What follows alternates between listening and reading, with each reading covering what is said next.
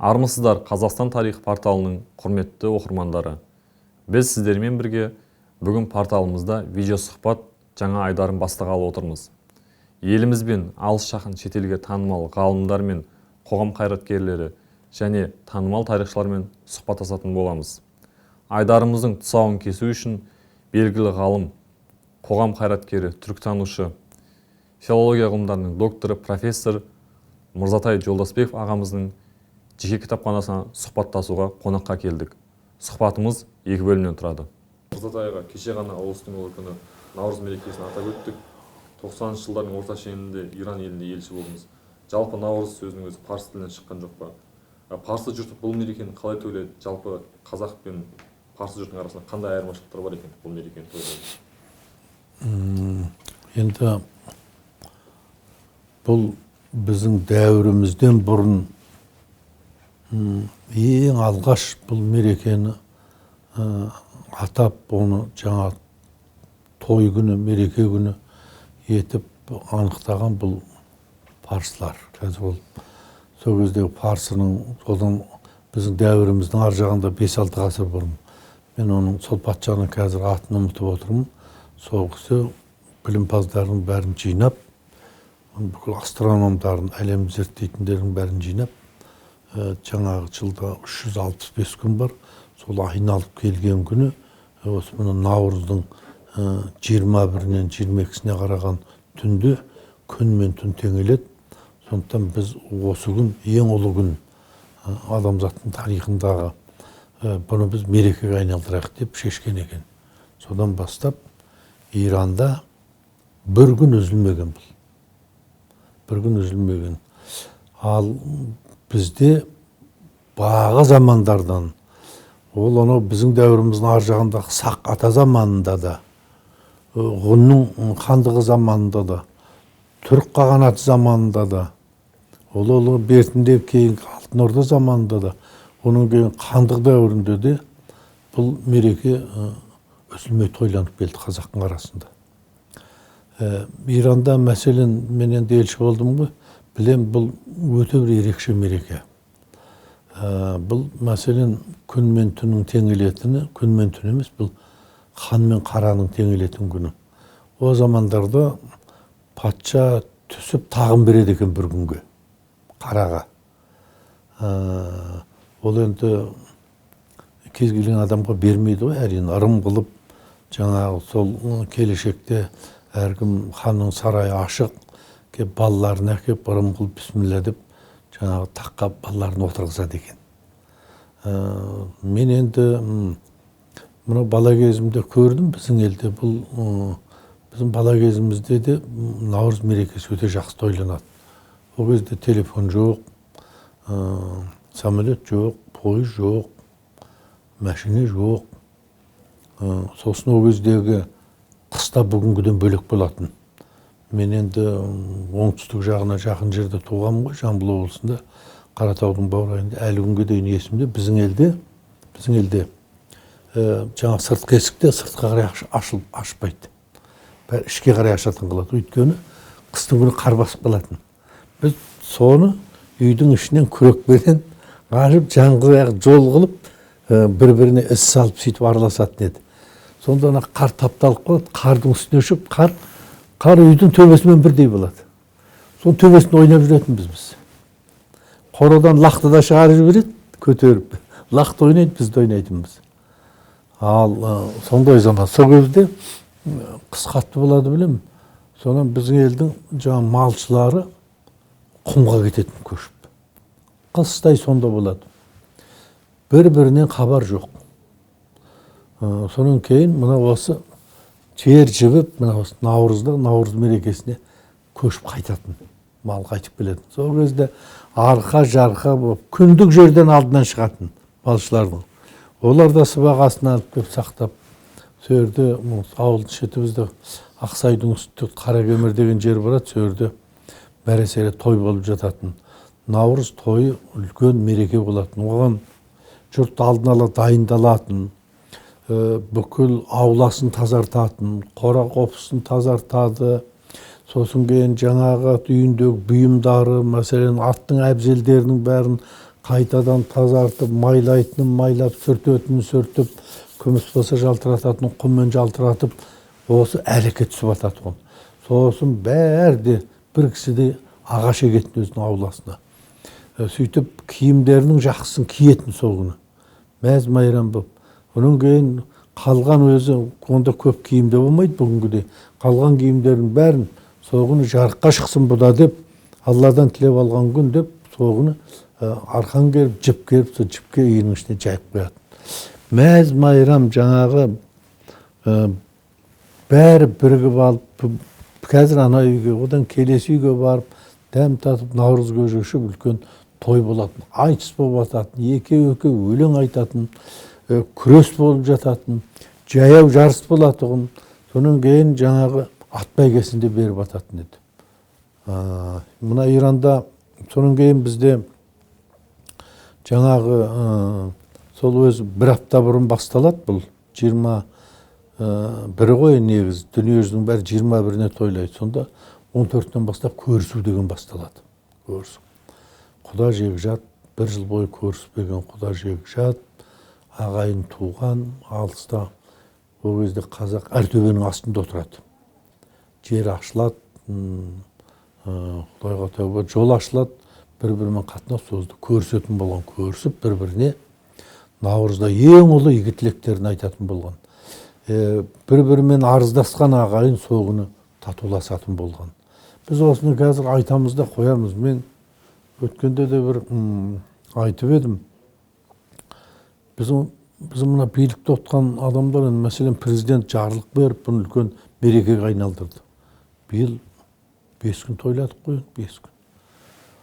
Соны 5 күн тойлауға шамамыз келмей қалды да, күшіміз жетпей қалды. Бір күн дуылдап тойладық та, ар жағында 4 күн босқа қалды, жұрт әшейін өз еркімен демалды. Сол, мәселен, оңтүстікте бір жақсылық болып жатыр. 9 күн қатарынан, 9 күн. Әр күнді бір игілікке жақсылыққа арнап, олар 9 күн қатарынан тойлайды. Мен ойлаймын, сол наурыз күні есіктің бәрі ашық болу керек. Біздің мына президенттің әкімшілігі де ашық болу керек. Біздің үкіметтің де есігі ашық болу керек. Біздің министрлардың есігі, олардың кабинетінің бәрі ашық болу керек. Ел бару керек, көру керек. Сол жерде болу керек. Билігі не істеп жатыр? Сол жерде министрлар өздері қабылдап, әрқайсы келген адамдарға түсіндіріп, бұл министрлік қазір Қазақстанды не бітіріп жатыр бұл? Сөйтіп, игі тілек айтып, сол жерден, мәселен, сол өзінің министрлігінен наурыз көже беру керек деп ойлаймын. Мен мәселен бұрын осына президент мәдениет орталығының директоры болған кезде есімде жылда бұл жерде салқын ғой енді. Мәре-сәре болып, арқа-жарқа болып, далада көп жүре алмайды. Жыл жерде концерт залы бар.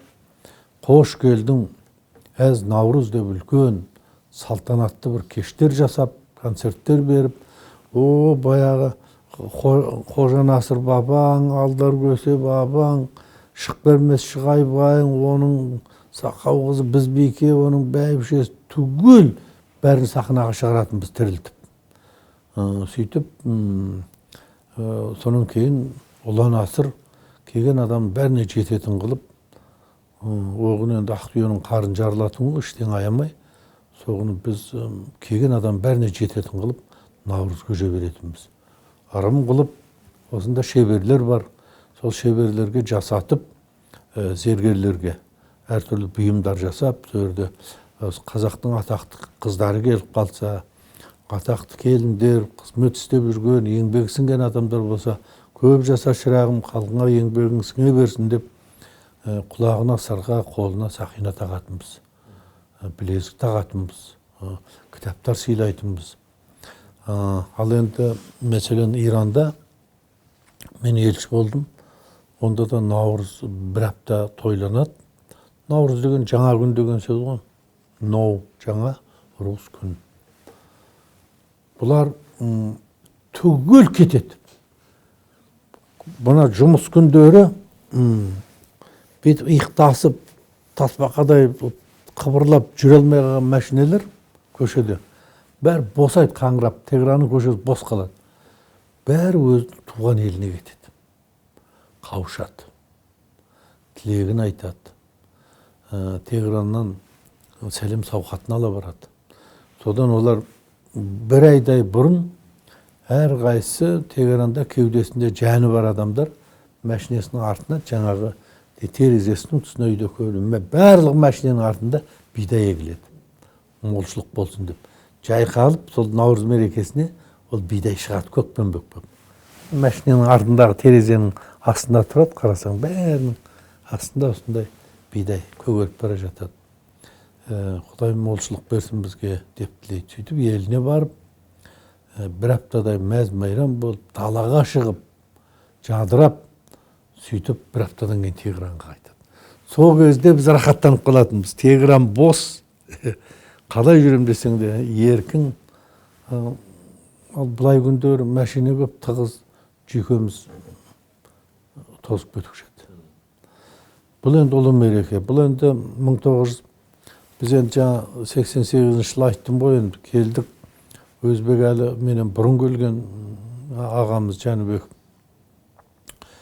Сонан енді қазір ой мен ананы істедім, мен мынаны мен істедім дейтін бізде ағайындар жетеді. Қасірес қазақ осыған бейім. Ал оның бәріне мұрындық болатын билік. Егер билік қолдамаса, сен şu жерден ойбайлап, байбайлап ол. Айтқаның істеген өдеге аспайды. Сондықтан мен келдім, Өзбек әлінің де Құдайдан тілеген осым еді, әйтеу екеуміз келдік те тізе қосып, сол кезде қазақтың өше бастаған, ата жұртынан көше бастаған ата салты, әдет ғұрпы, соның бәрі қайтып орала бастады. Айтыс қайтып келді. Сосын осы Наурыз тұңғыш рет келісіп, Наурызды тойладық. Бұл жөнінде шешімде қабылданды. Өйткені Қазақстан ол Қырғызстан емес, Тәжікстан емес, Тақияның аясындай. Біздің жеріміз Құдайға тәуба, Алланың берген несібесі бабалардың қанымен, жанымен қорғалып қалған байтақ жер. Ол мәселен оңтүстікте шын мәнінде Наурыздың келген өз мезгілінде үлкен той болып жатады. Күн жылынады, арқа-жарқа жер кеңейеді деген сияқты. Ал мына жерде әлі жатыр, қар жатыр, мұз жатыр. Сондықтан Өзекеңнің ұсынысы еді. Біз осындай шешім қабылдайық, үкіметтің қаулысы болсын. Наурыздың 22-сінен жаңағы сәуірдің 22-сіне дейін тойлансын. Оңтүстіктен келген Наурыз жылжып біздің арқаға жетсін деп. Осы жақында осы Иманғали бір әңгімеде айтты маған. Осы президент осыны айтты әнеугүні. Біз осынау Наурыздың тойы келген кезде арқа жағында әлі сіресіп қар жатады, мұз жатады. Сосын біз жылжысақ қайтеді, бір ай тойлайтын қылып деп. Мен айттым, бұл өте дұрыс, бұрын болған сондай шешім. Не екенін білмеймін, сол қазір ұмытылып қалды дедім. Ал Наурыз біздің ең ұлы мерекеміз. Біз бұдан бір кезде айырылып қалдық. Біз өткенде де айттым ғой, біздің тарихымыздан, ата салтымыздан айырылып, жыннан айырылған бақсыдай болған халықпыз. Құдайға тәуба, мына бәрі кеудеде, жүректе тұрады екен, қазір тәуелсіздік келген, соның бәрі оянып, қайтадан жаңғырып жатыр. Осыған тәуба деуіміз керек. Сөзімізді жалғастыра кетсек, 22 Наурыз күні түркітанушы ғалым Николай Баскаковтың туылғанына 109 жыл толды биыл. Келесі жылы 110 жыл болады. Жалпы ғалым еңбектеріне сіздің түркітанушы ретінде көзқарасыңыз қандай? Және ол кісі 1967 жылы Қазақ КСР еңбек сіңірген ғылым қайраткері атағын алғанда пікірлес алдыңыз ба? Мен Николай Александрович біріншіден Наурыздың 22-сі күні туған ғой ол. Біз жаңағының жалғасы өзге мемлекеттердің елдің бәрі 21 тойлайды. Біз неге 22 тойлаймыз? Жалғыз қазақ Наурызды 22 күн тойлайды. Неге? Бұл мәселен біз Өзекең екеуміз осымен көп ақылдастық, таластық, пікір таластырып. Мен айттым, Өзекеңді жұрттың бәрі мына түгел, мына бізден басқаның бәрі 21 тойлап жатыр ғой деп едім, оғыз бой бермеді. Жоқ. наурыз 21-нен 22-сіне қараған түні келеді. Сондықтан біз 22 күн тойлауымыз керек деп, сол Өзбекәлі ағамыздың айтқаны менен біздің елде, басқа елде 21 болса, біздің елде Қазақстанда 22 күн тойланады. Дәл сол наурыз күні бекер емес шығар, орыстың атақты ғалымы, тіл білімінің үлкен білімпазы, атақты профессор Николай Александрович Басқақов туған күні. Бұл сөзі ақсүйектердің тұқымынан болады. Мен бұл кісіні бірнеше рет көрдім. Ең бірінші көргенім, бұл кісіні мен Башқұртстанның астанасы Уфа қаласында көрдім. Онда 1962 жылы Башқұртстанның астанасында Қозы-Көрпеш Баян Сұлу жырының бір мерекесі өтті, той. Ол мына Тимофей Беляев деген кісі болған, соны Қозы-Көрпеш Баян Сұлуды прозаға түсіріп, орыс тіліне аударған. Соғысының Қозы-Көрпеш Башкирский повесть деген Тимофей Беляевтің кітабының, сол Қозы-Көрпешті аударған кітабының шыққанының сол 62 жыл 150 жылдық тойы болды. Соған бүкіл Совет одағынан ғалымдардың бәрі барды. Біз енді Қазақстаннан Сельченко деген академик, Смирнова деген академик, сосын Ысқақ Дүйсенбаев дейтін ағамыз бәрі бару керек еді. Анау кісілер Каспийден болатын, Дүйсенбаев академиядан, әдебиет институтынан, мен Казгуденмін, жалғыз университет. Сол не екенін білмеймін, әйтеуір ана кісілердің ешқайсы бармады да мен бардым, жалғыз. Сонда Николай Александрович Басқақов та баяндама жасады. Сол жолы Қозы-Көрпеш туралы, Қозы-Көрпештің тілі, оның көркемдігі туралы. Сонда көрдім, баяғы ақсүйекті қалмаған қолында. Ол кезде енді бізге бір түрлі жаңағы таңсық болатын, өте бір қалың қолында бір несі бар, бриллианты бар, жақсы өткен алтын сақинасын көрдім. Өз бойшаң сондай әдемі кісі еді, сырттай көз тойады. Ал түптеп келгенде бұл Басқақовтың да арғы тегі түріктектесі. Николай Александрович Басқақов бұл қазақ тілінің заңдылықтары туралы да көп еңбек сіңірді. Сондықтан бұл кісіге Қазақстан жаңағыдай еңбек сіңірген қайраткер деген атақ берді. Ал бұл кісінің ең үлкен, мен өзім қызығып оқыған кітабы қалың, мына орыстың түріктектес атақты адамдардың фамилиясын бәрін теріп бір кітапқа жазған. Сонда соғыстан сол кітапты қарасаңдар, түргенігінде түріктектес, Басқақовтың өзі тек арғы тегі түріктектес. Бір салтанатты сондай кісі кейін осы мынау байырғы біздің әдебиетке арналған бір Мәскеуде үлкен бір конференция болды.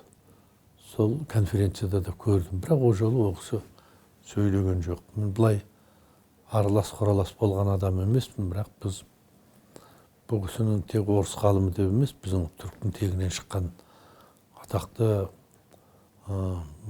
бізбен өзі бауырлас адам деп те мақтан аламыз. Жақсы. Қазіргі кезде сіз Гумилев атындағы Еуразия ұлттық университетінің түркология кафедрасының меңгерушісіз. Түркітану ғылымында осы саланы зерттеу бойынша қандай іс-шаралар жасалуда? Жалпы түркология дейтін ілім өзінің кезінде, ертеде Ресейде өте қанат жайып кең дамыған ілім бұл. Оның кейін Совет одағының кезеңінде де түркологияға өте ерекше мән берді. Өте дамыды түркология.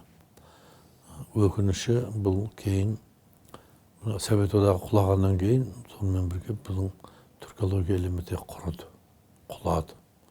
Ал осыны біраз жылдар өткеннен кейін ес жиғаннан кейін осы ілімді қайтадан көтеріп, қайтадан осының дамуына үлкен үлес қосып жатқан мемлекет ол Қазақстан. Мен Евразия университетінің директоры болып тұрған кезімде Иманғали Тасмағамбетов, ол Қазақстан үкіметінің орынбасары еді. Сол кісі президенттің тапсырмасыменен, осының мақұлдауыменен Жапонияға біздің ұлы кемеңгер қолбасшы бабамыз Күлтегіннің ескерткішін көшірмесін жасаттырды. Сөйтіп, менімен ақылдасып, бұны қайда қоямыз деп. Оны негізінен Мәдениет министрлігінің ақшасына жасатқан. Музейге қоямыз деген ғой. Мен айтқанмын, енді музейге қойғанда дұрыс болар, бірақ Иманғали, бір университетке қояйық. Университеттің бұл бір жағы халқымыздың айбары, екіншіден жалпы мына ұрпақты ұрыққа тәрбиелеуге бұның өте септігі тиеді деп. Өте дұрыс екен деп, сонымен 2001 жылы Күлтегін бабамыз ескерткіші келді. Евразия университетінің бірінші бас атырымына қойдық. Менің есімде ол туралы осы Бақыт Қайырбековтың ғой деймін, деректі фильм бар түсірген. Не екенін білмеймін, әйтеуір. Бұл өзі неден Осакадан Сеулге келді самолетпен, үлкен самолетпен. Одан Сеулден Алматыға келді. Ал Алматыдан бермен қарай ол сиятын үлкен самолет жоқ екен. Сондықтан Алматыдан вагон жалдап арнайы вагонға салып, сөйтіп оны күзет ұйымдастырып, охрана. Сөйтіп осы жерде Астананың вокзалынан пойыздан түсірдік. Тайыл таяғымыз қалмай түгел бардық. Содан Көлбеп университетке кіргізгенде, мен сол бір деректі фильмде бір жерде бар. Не екенін білмеймін, ебіл де білмей жылап жүрмін. Тоқтата алмадым. Көзім жасын. Бір құдірет болды. Сөйтіп мамыр айының 18 күні ескерткіш ашылды. Сол күні біз әлемде ең осы кейін кездегі ең биік, ең үлкен бір кең ауқымда өткен халықаралық түркі өркениеті деген тақырыпқа арналған конференция өткіздік. Ол конференцияның материалдары керемет. Сол кезде кеудесінде жаны бар түркологияға үлес қосқан ғалымдардың бәрі келді. Түрк күндігінен жаралған атақты ағаларымызды шақырдық. Мына Қырғыздан Шыңғыс аға келді. Өзіміздің Олжасы шақырдық. Мына Башқұрттан Мұстай Кәрімді шақырып едік. Мұстай аға, мен өзім жеке сөйлесіп едім. Мен денсаулығым нашар барамайым деді. Ал шынында да көп кешікпей содан кейін Мұстай Кәрім қайтыс болып кетті. Әйтпесе қалған бәрін түгел жинағанбыз. Сол бірінші рет түркологияның тарихында бірінші рет түрк өркениеті деген сөз әңгіме болды. Оған дейін Византия мәдениеті, Қытай өркениеті, орыс өркениеті, бәрінің өркениеті айтылады, тек түрк өркениеті айтылмаған еді. Түрктің өркениеті өзге өркениеттен биік болмаса төмен емес еді. Осыған қаным қайнап жүретін еді, қолымда берік болғасын. Иманғалимен ақылдасып, Иманғалиға мақұлдатып алып, осыны өткіздік. Сол ескерткішті президентіміз өзі келіп ашты. Мінекей, содан кейін Күлтегін сыйлығын тағайындадық. Ең бірінші сыйлықты президентімізге сыйладық. Оның кейін сыйлықты Олжа салды. Одан кейін үшін өмірлік сыйлықты маған берді деймін. Оның кейін талай адам алып жатыр. Қазір Қазақстанда 2 университетте, осы Евразия біздің, сосын мына Фараби университет, 2 университетте түркология кафедрасы бар. Қазір көп жұмыс істеліп жатыр. Жаңа келген Айман Досымбаева, мына жерде мына Құмай осы жерден 120 шақырым жерде түрк қағанат заманында өркендеген қала тауып, ғаламат ескерткіштер тауып, қазір аспан астында, ашық аспан астында музей жасап жатыр. Бұл біздің кафедраның профессор.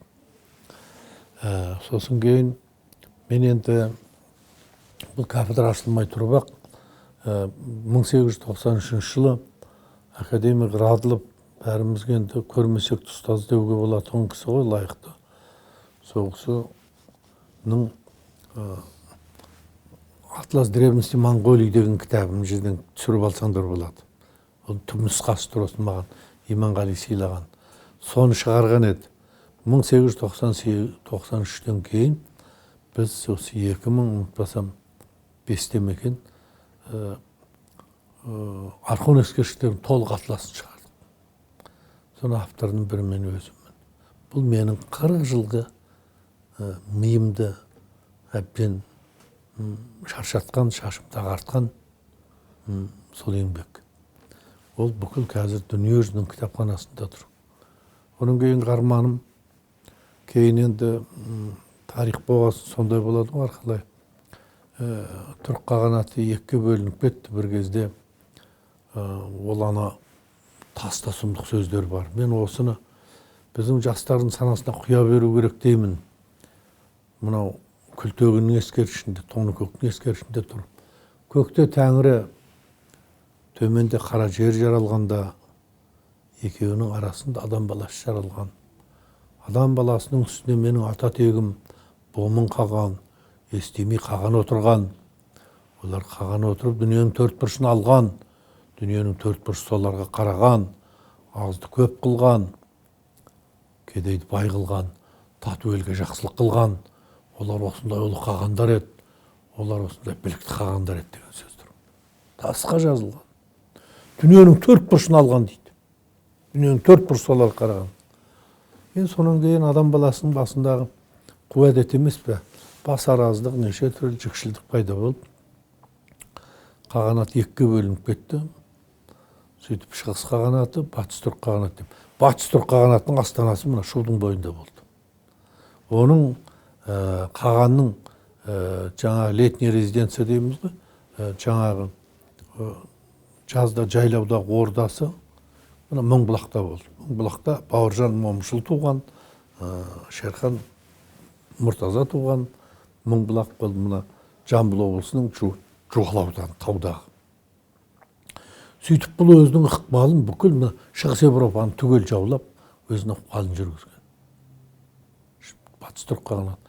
Арманым осы батыс түрік қағанатының атласын жасау еді. Оны да қазір береді, түсіріп алыңдар. Мен жазғаным жоқ, осында мәдениет орталығында директор болып жүріп, сол дүние жүзінің атақты ғалымдары, жаңа Айман бар, сол ғалымдарды, батыс түрік қағанатын зерттеп жүрген ғалымдардың бәрін басын қосып, осы президент мәдениет орталығында 2 рет халықаралық конференция өткіздім. Оның ішінде Американың, Жапонияның, Болгарияның, Монғолияның, оның кейін жалпы Венгрияның, Түркияның, Россияның, Украинаның, Өзбекстанның, Қырғызстанның, Қазақстанның ғалымдары бар. Сөйтіп, осы арманым еді, идеям осын жүзеге асырып, өткен жылдың аяғында Западный тюркский қағанат дейтін, алсаң қол талдырған дегендей қолың талдыратын үлкен атлас шығардық. Бұл түркология іліміндегі үлкен табыс еді. Бұл біздің түркология кафедрасының ең үлкен атақты қомақты жұмысының бірі. Енді қазір баяғы Себертян қатысып бастап шығарған древнетюркский словарь дегеннің шыққаны 50 жыл болды. Одан бері талай тарих өтті, талай оқиға болды, талай жаңа зерттеулер пайда болды. Соның ішінде жер атаулары да көптеген өзгеріске ұшырады. Соның ықтиятында айтқан нәрсе көп еді. Қазір мен бүкіл кафедраны өзге мемлекеттердің ғалымдарымен бірігіп жұмылдырып, осы енді древнетюркский словардың жаңа нұсқасын жасауға жұмылып жатырмыз. Анау басқа ұсақ майда жұмыстарды айтпағанда, қазір түркология кафедрасының атқарып жатқан үлкен жұмыстары осылар.